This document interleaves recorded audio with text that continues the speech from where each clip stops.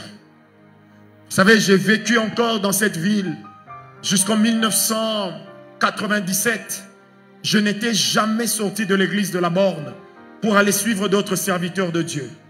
Je pensais qu'on avait la plus grande église du pays.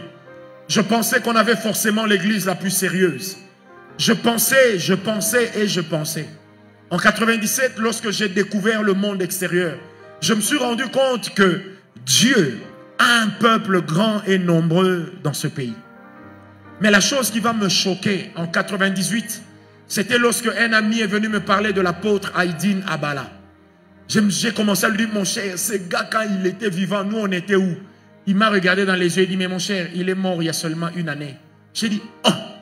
Il me dit, oui, il est mort il y a 1 année. En fait, je me suis rendu compte que j'ai eu à vivre dans la même ville que l'homme qui a été dans le siècle passé, considéré comme l'homme africain le plus puissant, dans la démonstration de puissance. Je dis bien dans la même ville, mais je ne l'ai jamais vu. Parce que jamais quelqu'un ne nous a parlé de lui. Jamais je ne l'avais vu. Et quand je voyais les églises de Nzambe Malamu, on nous les présentait comme étant des églises dans lesquelles on ne parle pas français. Donc forcément Dieu n'est pas là-bas. Comme si Dieu avait été dans l'Académie française. Amen. Ça a été l'un de mes plus grands regrets. J'ai rencontré un pasteur, un certain pasteur Vincent. Plus tard, il me dira, j'ai été étudié chez Idahosa.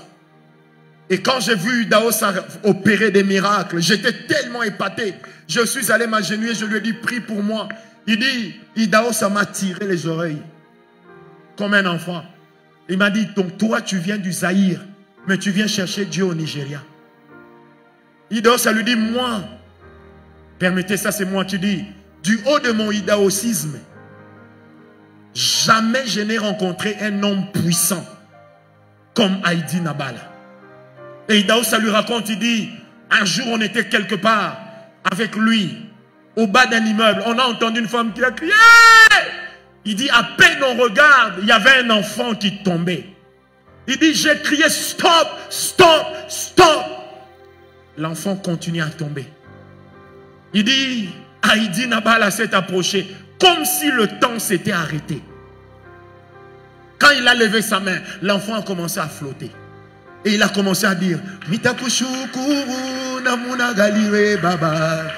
Mitakuimbia namuna galiwe. Il a commencé à chanter. L'enfant a flotté. Arrivé en bas de l'hôtel, il a pris l'enfant. Il dit, où est la maman? On lui montre la maman en larmes. Il lui dit, prends l'enfant, hein? Veille sur l'enfant. Quand il a rendu l'enfant, tout de suite, Idahosa s'est agenouillé devant Aïdine Abala. Il lui a dit, man of God, put your hand to me, put your hand, put your hand, put your hand. Mais cet homme ne parlait pas bien français, mais il avait Dieu.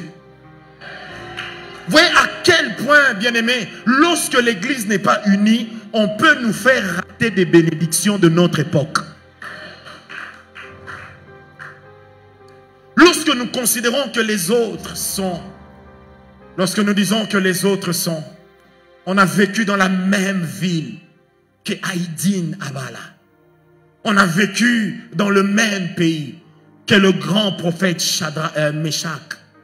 Dans le même pays. Mais on nous a présenté Osborne. On nous a présenté Swagart. On nous a présenté Raymond Collet. On nous a présenté Idahosa.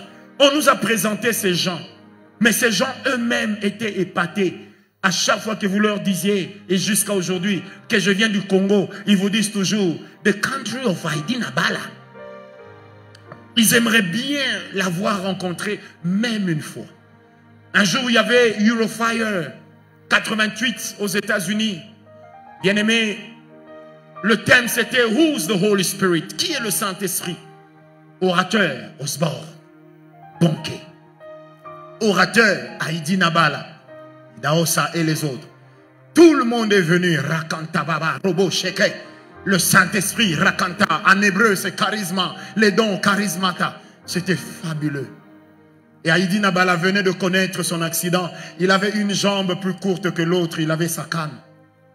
Le jour où on a annoncé que c'est lui qui devait prêcher, au moment où on dit People of God, nous allons recevoir. The man of God is coming from Africa, and that man has the power of the Spirit in his hand. Come on, frère. Quand Aïdine s'est levé, il a essayé de marcher. Il a eu mal aux jambes. Il a regardé l'estrade. Il a dit, Père, est-ce que cette estrade-là ne peut pas venir vers moi? On a entendu l'estrade faire. Les gens qui étaient au-dessus, Banachamuka. Et quand il a pris le micro, comme il parlait anglais, parce qu'il avait eu à vivre en Ouganda aussi, il a dit, Seigneur, je ne suis pas un grand théologien. Moi, je ne sais pas, Saint-Esprit, en grec ou en hébreu, on t'appelle comment? Je ne sais pas tout ça. Mais ce que je sais, c'est que tu es une personne vivante. Il regarde là où il y avait des paralytiques. Il dit, qui est le Saint-Esprit? Le Saint-Esprit, c'est celui qui fait marcher ces paralytiques. 28 paralytiques debout au même moment. Vous voyez comme la Bible dit dans Acte 3, avec le paralytique, d'un bond, il fit quoi? Il se leva. On a vu 28 personnes se lever d'un bond. Et un corbillard qui passait au loin. On a entendu quelqu'un dans le cercueil qui toquait. Il fait chaud. Il fait chaud. Frère, quand il a fini, il a dit aux gens qui étaient là, qui est le Saint-Esprit? C'est celui qui a fait tout ça. Il a déposé le micro. Quand Osborne a pris le micro, il a dit, jamais de toute ma vie, je n'aurais cru que Dieu travaillerait comme ça avec un homme qui parle le Swahili.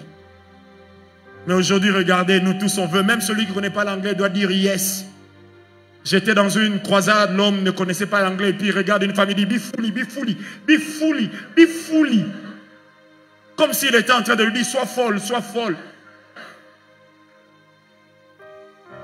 J'ai vu Osborne en 2000 ou 2001 ici. Il nous a dit quelque chose que j'ai aimé. Il dit, j'ai commencé à apprendre le français et la prochaine langue que je dois comprendre, c'est le Swahili. On lui pose la question pourquoi. Il dit, c'est comme si Dieu comprend plus le Swahili que l'anglais. Et puis il dit, vous ne comprenez pas que vous avez un Dieu extraordinaire. Frère, ce qui est triste, ce sont les autres qui ont célébré notre héros. Et même dans la politique, c'est pareil. Aucune université s'appelle Lumumba. Mais tout celui qui arrive au pouvoir se réclame lumumbiste. Et quand vous voulez chercher des universités Lumumba, il faut aller chercher en Cuba ou en Russie. Mais pourtant, c'est notre héros qui est célébré ailleurs. Vous savez pourquoi? Parce que généralement, c'est l'image de l'Église dans notre pays. Nous n'avons pas une âme qui crie. Nous avons juste l'âme pour apprécier les autres. Nous n'avons pas l'âme pour apprécier les nôtres.